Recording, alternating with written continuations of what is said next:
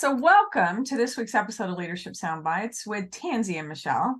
So this week, it's going to be on the power of the right tools. And I know Tanzi was with me when I demoed my house down to studs. These are not the tools we're talking about this time.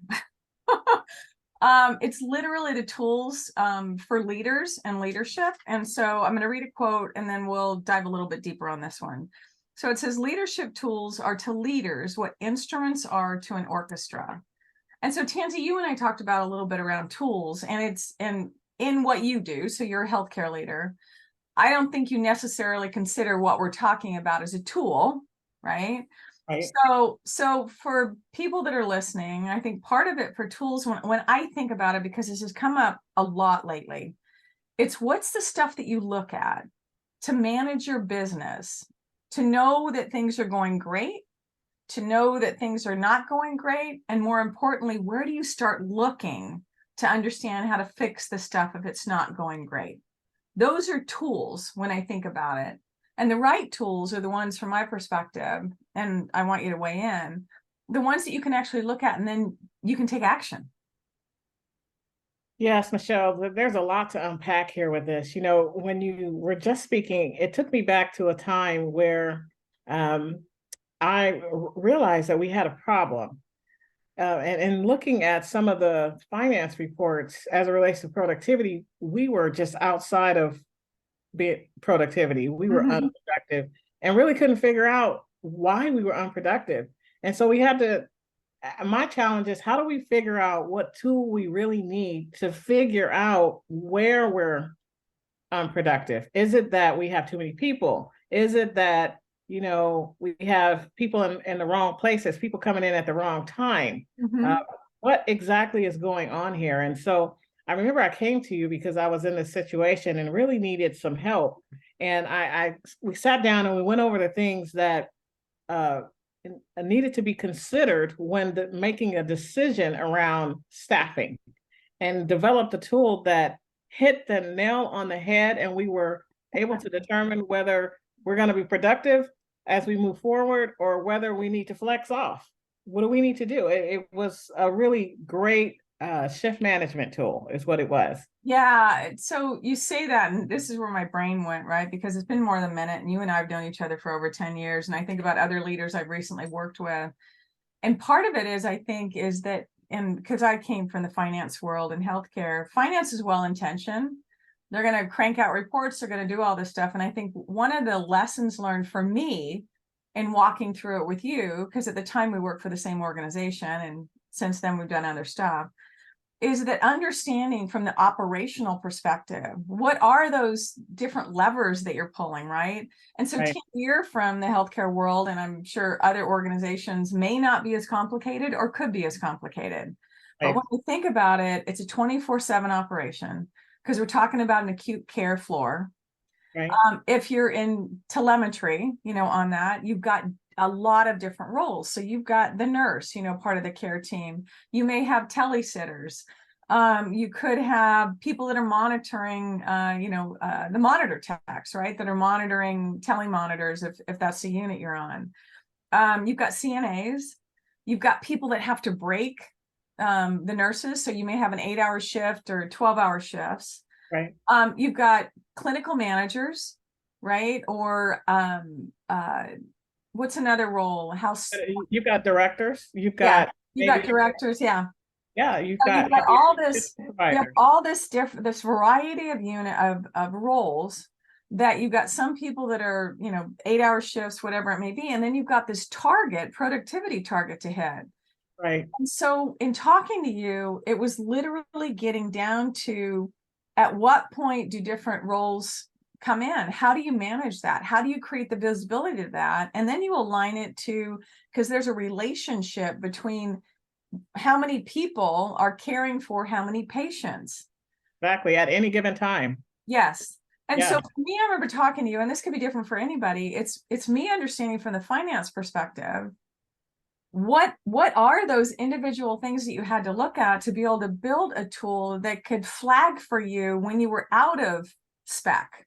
Right. right? And where the sweet spot was so that you were in spec. And something that I think a lot of people don't think about, how do you make it visual so that it will literally jump out at you? It's like, okay, if we're not hitting targets, boom, you're red. If we're hitting targets, boom, you're green.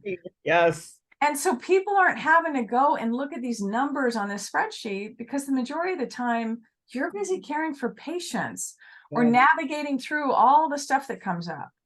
Yes. And so when I think about the right tools, I think about understanding the people that have the skill set to help build those tools, what goes into right tools.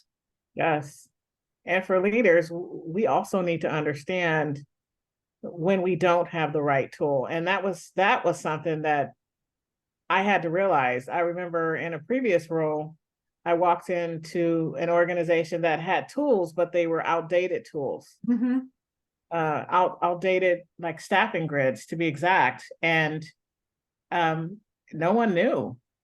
And so, it took a little bit of curiosity to say, hey, let's take a look at this, Mm-hmm. and looking at it and recognizing, oh my goodness, these are not our current targets. I noticed the year is outdated. Mm. Is there a more updated tool? There isn't an updated tool. Wow, we need to start from scratch here and create a tool that reflects our current targets, Mm-hmm. current, budgeted FTEs, uh, our budgeted HPPDs, so that we are hitting the target. And so, Yeah. and those things, that's really important when you're trying to figure out, oh my gosh, am I running productive or am I not running productive? If you don't have the right targets to begin Yeah. with, you're already off, so right out of the gate. And Yeah. so knowing whether you have the right tool or when you don't have the right tool, I think is very important. Yeah, and I totally agree with you. I think it goes back to what when I'm thinking about it is what action can you take, or what action are you taking with the information and the tools? And tools could be reports, it could be structure, it could be huddle boards, right? I remember you before with your team. It's like you wanted to rally them around improvement work on the unit. Right. Well, Right. how did they know? There wasn't a really well thought out way to know. And so we created a huddle board, and we used that huddle board to communicate all of the indicators on the unit that could help us understand as a team how well we're running, or if there's an opportunity somewhere. And then when opportunities pop up, we brainstorm, we come together and talk about ways to uh, fix the Mhm. opportunity or improve upon, our current state. So it was a really great tool to do that, and also engage the team Yeah. and new leaders. That was the best part. I remember on the outside watching all that stuff happen, that the unit came together and actually was actively looking for ways to improve. Yes. Which a lot of times, if anybody knows within healthcare and the nursing units, that's typically not the mindset that the nursing units have. As far as, hi, let's proactively improve. Yes, we could do this. We have time. But I watched that happen with the team because they were engaged. They could see the progress. They could celebrate what was happening, and be able to turn those rocks over. There's another group that I was working with, and I want to say this because I've been in the finance world for so long, as far as analytics and healthcare analytics, is the people in the analytics team are well intentioned, all of them. And I think it's super important for us on the finance side to visit operations side to understand what they really need, to ask those questions. So there was a group I was working with that we're doing something completely different. We're going to do improvement work training to be able to upskill the workforce over lunch and learns. And so I asked the leaders before we went into it, because the focus was going to be productivity that we're going to do. And I said, okay, because I wanted to use the reports that they had in the training that we were doing. I said, so send me what you have. So they sent me what was sent to them every month, right? A lot of reporting. And I looked at it from a perspective of someone in process improvement as well as someone in finance, and thinking, okay, what action would I take based on these reports that I'm seeing? And I honestly couldn't pinpoint what I would do, because where the highlights were, where I was red, was at such a high level that I couldn't even begin to uncover what was contributing to this really high level average. Again, well-intentioned with all these reports. And so I went back to the leaders and I asked them that question. I said, so what action do you take from these reports? And the answer was basically nothing. We can't. One leader had started building other reports based on the reports that they got to try and highlight where the opportunities existed. And so this is, I think, the power in having tools or reports or structure versus the right tools. Yes, absolutely. Is we set it up to where, and you can do it so easily. We set it up to where it flagged when they were out of specs, or it flagged when they were tracking okay at a very individual level. So they knew where to start looking.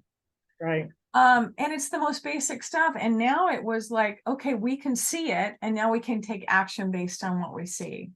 So I think that's the power in the right tools versus tools. Yes, I think a precursor to the right tools is knowing what levers to pull so that you can create the tool that you need to help you uh, uh, operate productively. Yeah.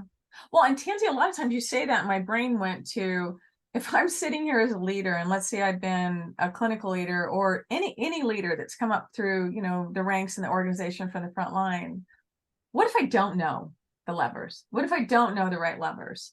Yeah, that's a really good question. I mean, sometimes we don't know because we don't know what we don't know.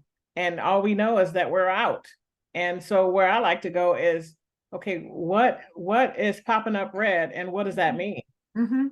Help me understand what that means. When this pops up red or when this number says this, what does that mean?